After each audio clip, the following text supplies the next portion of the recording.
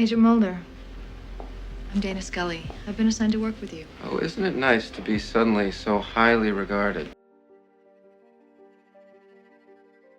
The truth is out there. On this day in 1993, The X-Files premiered on Fox.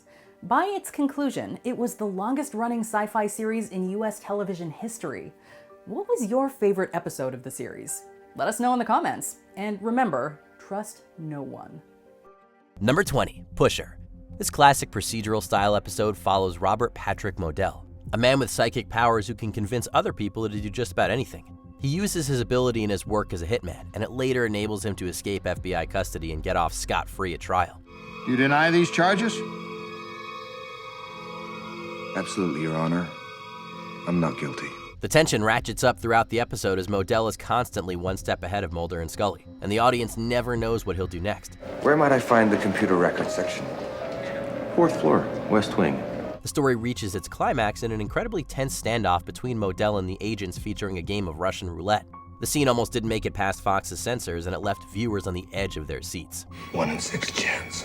Number 19, Musings of a Cigarette-Smoking Man. He's been working behind the scenes to keep the truth hidden from the public for years.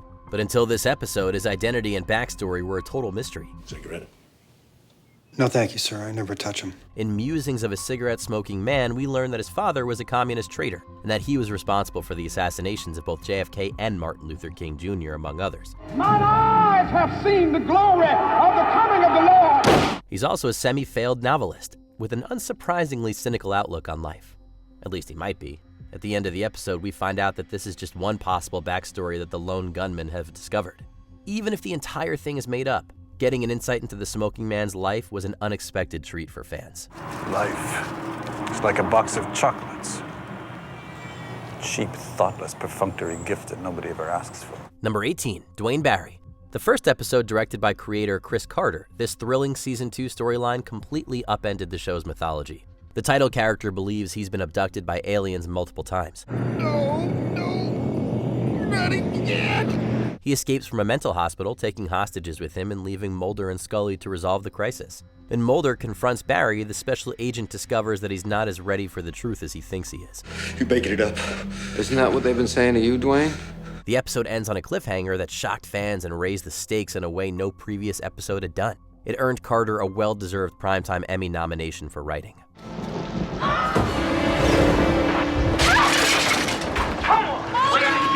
Number 17, Mulder and Scully meet the Weremonster.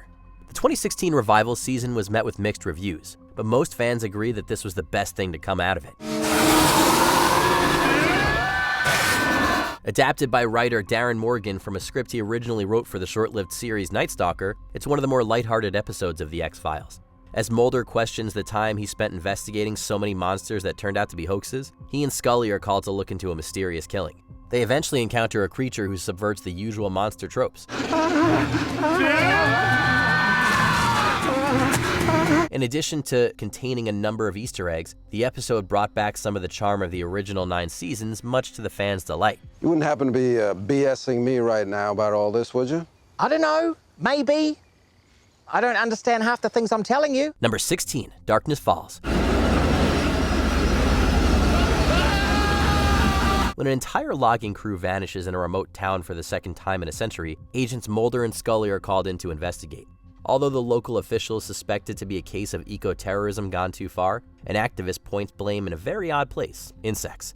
As it turns out, the loggers cut down older trees that were marked as off-limits and let loose a swarm of deadly locusts. With our heroes trapped and light being the only thing keeping the insects at bay, we really get to see how Mulder and Scully handle a desperate situation. Oh, you sent that call hours ago. I mean, help would have been here by now. Darkness Falls is a prime example of one of the X-Files' recurring themes: humans tampering with things they don't understand. Get out of there! Get back in the car! Number 15, Tombs. This episode marked the return of the X-Files' first monster of the week, the eponymous serial killer Eugene Victor Toombs. After Mulder's assertions about Toombs' unnatural longevity and ability to contort his body are dismissed in court, the mutant murderer is let free. If you release Eugene Toombs, he will kill again. It's in his genetic makeup. When Mulder refuses to let it go, Toombs frames Mulder for assault. However, Toombs' need to kill ultimately leads to his undoing.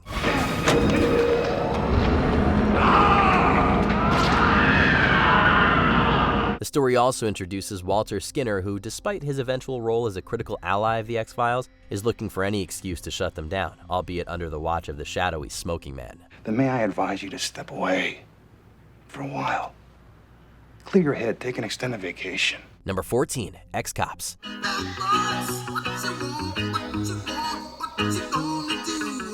When you heard the opening theme song to Cops at the beginning of this episode, you might have thought you were watching the wrong show. Although it's not a true crossover, since Cops is a reality show and the X-Files is definitely not, it had the feel of a crossover. We're investigating a case. What case? Same case you're working on. Mulder and Scully investigate a monster of the week that, like a boggart from Harry Potter, takes the shape of its victim's worst fear.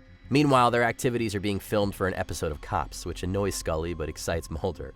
The episode highlights the writer's incredible skill at terrifying fans one week and making them laugh out loud the next. I don't know, you gotta figure there's enough fear in the world that if it doesn't show up in Willow Park, it's gonna show up someplace else. Number 13, Beyond the Sea. Everyone who's watched this show knows that Mulder is the believer and Scully's the skeptic. But this episode flips the script, turning Scully into the credulous one after she has visions of her dead father. Dad? I thought you guys left. When a convicted serial killer claims to have psychic intuitions about a kidnapping, she and Mulder have to decide whether to trust him. It has nothing to do with the crime. Gillian Anderson shines in this performance, which gives her character a degree of depth and nuance that she hadn't yet shown in the series. Her interactions with the killer are dark and intense, and have even been compared to parallel scenes in The Silence of the Lambs. Well, I came here to tell you that if he dies because of what you've done, 4 days from now, nobody will stop me from being the one that'll throw the switch and gas you out of this life for good, you son of a bitch! Number 12, Triangle. Mulder is suddenly transported to 1939 as he investigates the disappearance of a ship in the Bermuda Triangle. The Queen Anne is stuck here on the eastern edge of it. You've been caught in some kind of time warp. The episode is a fascinating technical achievement, jumping back and forth between the past and the present in film to look as though each act was shot in a single take. Like The Wizard of Oz, it uses regular cast members to play major characters in the past, leaving the audience wondering whether the whole thing really happened. Sarah, it's me, Mulder. Oh, you speak English, do you? By this point in the series, the creators had earned the right to take some artistic chances, and the risks paid off in this truly enthralling chapter. You went looking for a ship, Mulder. In the Bermuda Triangle. Number 11, Paper Hearts. Mulder has lived his entire life believing that his sister was abducted by aliens as a child. But this episode presents an alternative theory. What if Samantha was simply killed by a man?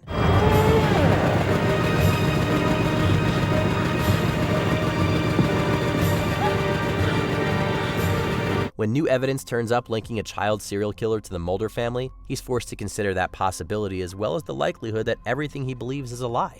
What do you know about my sister?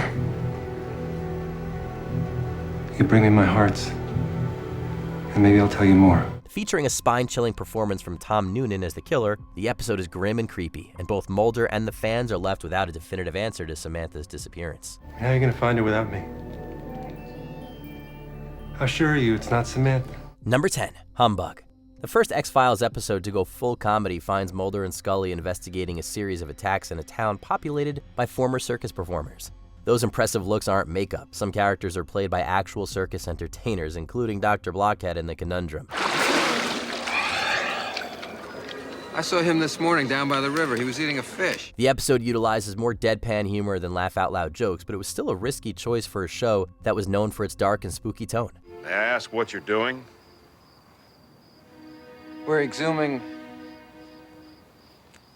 your potato. However, the wit and the endearing group of oddballs at its heart quickly made Humbug a fan favorite. You see, I've seen the future, and the future looks just like him. Imagine going through your whole life looking like that. Number 9, Small Potatoes. Another delightfully comedic episode, this one follows a pitiable janitor named Eddie who can take on other people's appearances. Instead of using his talent to become a supervillain, he assumes false identities, including that of Luke Skywalker, so he can sleep with random women. His name is Luke Skywalker. He's what's known as a Jedi Knight. The premise is even funnier when you realize that the goofy shapeshifter is played by Darren Morgan, who wrote some of the smartest episodes in the series. When Eddie takes the shape of Mulder, David Duchovny gets to flex his comedy chops playing the janitor in disguise as his character. I was just here. Where did I go? Huh? The episode is a lighthearted outing that isn't afraid to poke fun at itself and its leads. There was a man. He looked exactly like me. Did you see where he went? Down the hall. Number 8, Bad Blood. In this comedic episode, it's a case of he said, she said when Mulder kills a young man he believes to be a vampire. Look at that. To make sure they have their story straight, Scully relates her version of what happened, while Mulder presents his own. The contrast between their stories and the way each exaggerates the other's negative traits while making themselves look more competent is hilarious. What's really going on in the town is stranger than either of their recollections though, but we don't want to spoil that here. You are in big trouble. Number 7, home. Home is where the horror is.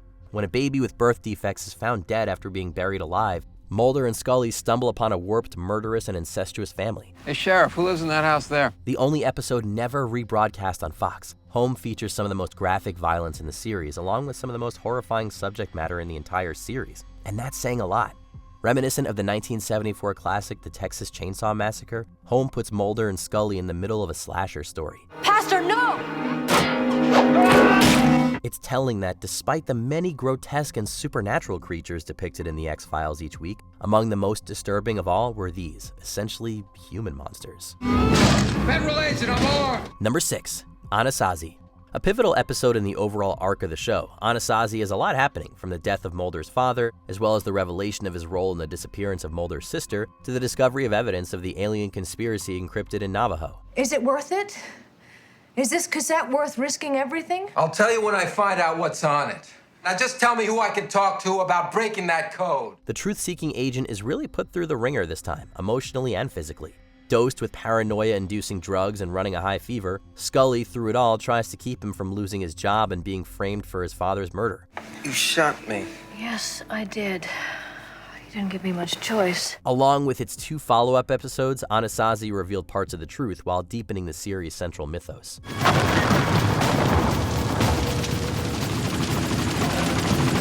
Number 5, the postmodern Prometheus.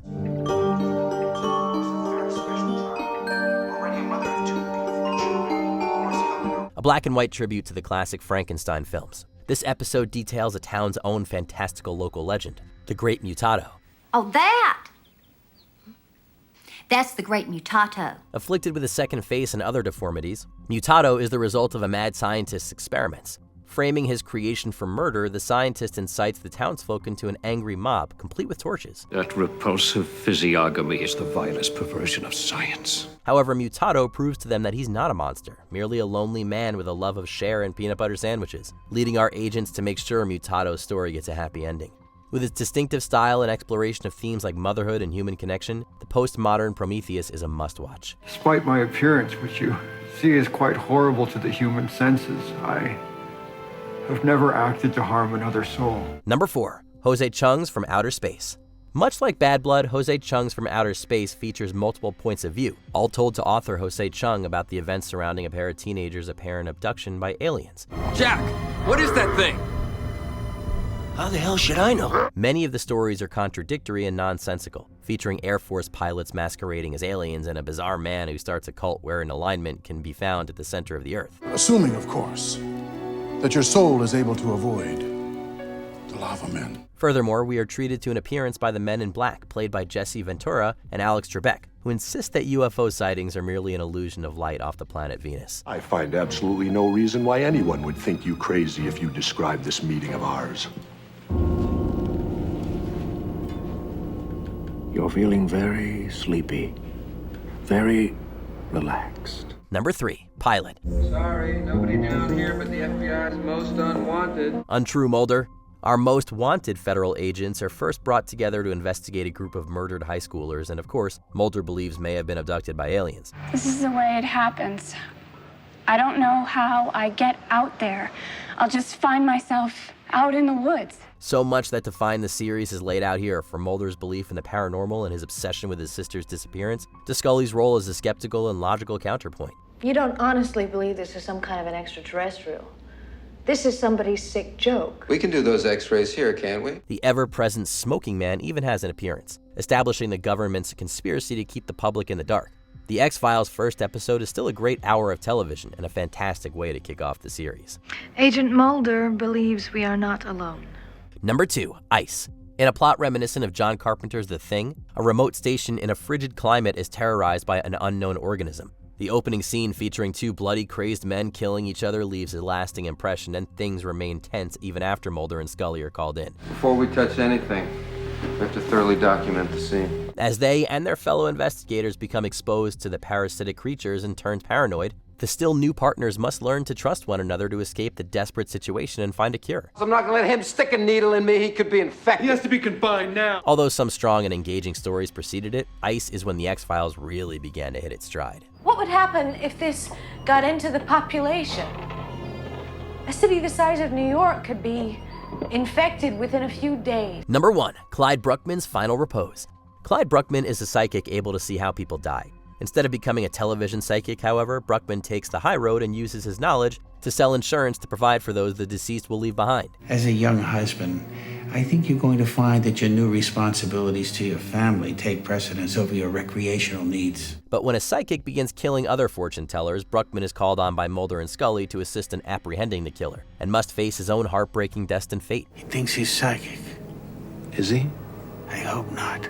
Peter Boyle's understated, funny, tragic portrayal of Bruckman earned him a well-deserved Emmy Award, and made this episode a true gem. Why does anyone do the things they do?